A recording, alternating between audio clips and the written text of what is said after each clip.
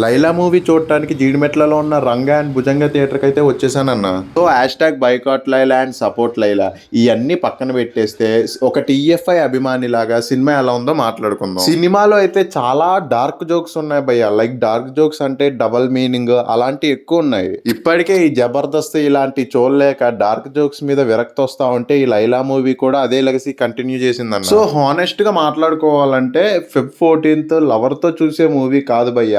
Engineering చదివే friends తోటి ప్రశాంతంగా థియేటర్కి వచ్చి ఫుల్గా నవ్వుకోవాలని చూడాలనుకుంటే ఈ సినిమాకి రావచ్చు, ఎంజాయ్ కూడా చేయొచ్చు, కేవలం ఫ్రెండ్స్ తోటి మాత్రమే.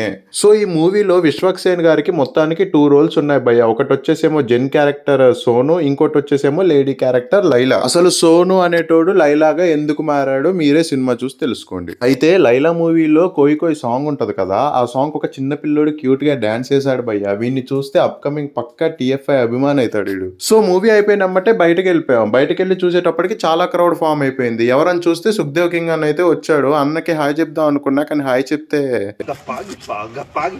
అని ఎక్కడ అంటాడన్న భయంతో దూరం నుంచి చూసేసి వచ్చేసాను. బాయ్.